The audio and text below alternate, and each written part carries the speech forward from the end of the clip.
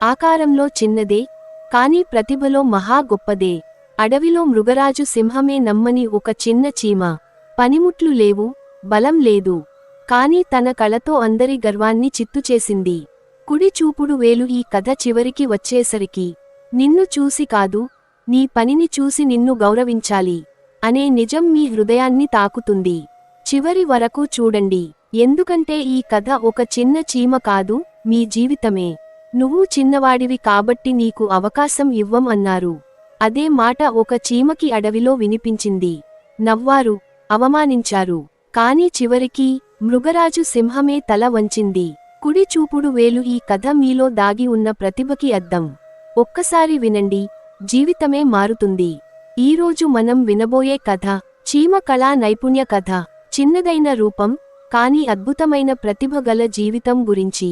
ఒకసారి మృగరాజు సింహానికి తన తండ్రి శిల్పం అడవిలో ప్రతిష్ఠించాలన్న కోరిక కలిగింది.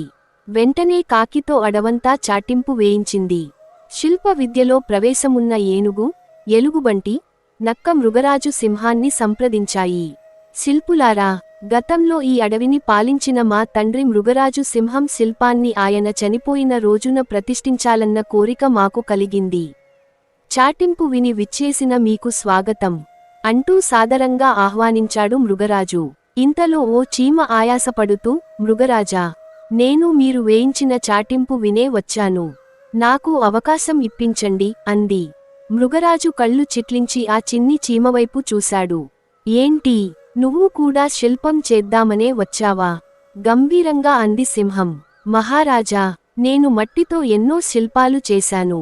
శిల్పవిద్యలో మా జాతికి ఎంతో పేరుంది.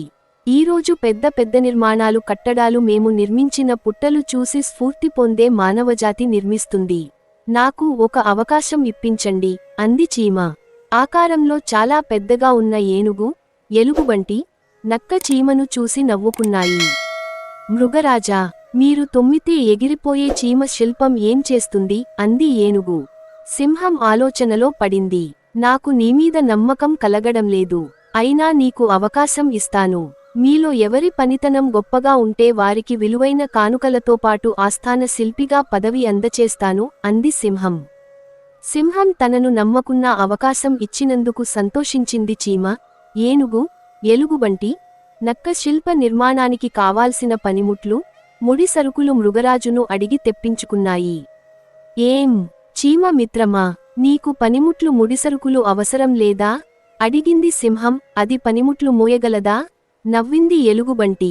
శిల్ప కళ అంటే ఆషామాషీ కాదు అంది నక్క. చీమ వాటివైపు వింతగా చూసింది. ఏం మాట్లాడవు గర్జించాడు మృగరాజు. మహారాజా, నాకు 4 అడుగుల నేల ఇప్పించండి చాలు అంది చీమ. మృగరాజు చీమ కోరిక మీద 4 అడుగుల స్థలం చూపించాడు. ఇక అవన్నీ తమ పనిలో నిమగ్నమయ్యాయి. సింహం అక్కడి నుండి వెళ్ళిపోయింది.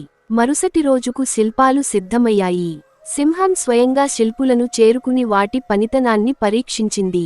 ఏనుగు, ఎలుగుబంటి, నక్క శిల్పాలు ఒకదాన్ని మించి ఒకటి అందంగా కనిపించాయి.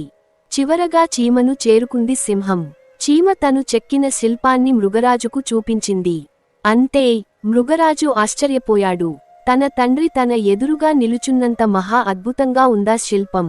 పనిముట్లు లేకుండా కేవలం మట్టితో తన కళా నైపుణ్యాన్ని ప్రదర్శించి మలిచిన శిల్పమది. సింహంతో పాటు ఏనుగు, ఎలుగుబంటి, నక్క ఆశ్చర్యపోయాయి. మృగరాజు చీమను దగ్గరకు తీసుకుని, మిత్రమా, నిన్ను నీ ఆకారాన్ని చూసి నమ్మకున్నా, నీ పనితనం చూసి నమ్ముతున్నాను. ఈ సృష్టిలో నీవే అద్భుత శిల్పివి అన్నాడు. ఏనుగు, ఎలుగుబంటి, నక్క సిగ్గుపడ్డాయి. జన్మతోనే చీమలు శిల్పులని గ్రహించాయి. అందుకే అవి ఎంతో అందంగా నిర్మించుకున్న పుట్టలను పాములు దౌర్జన్యంగా ఆక్రమించుకుంటాయని తెలుసుకున్నాయి.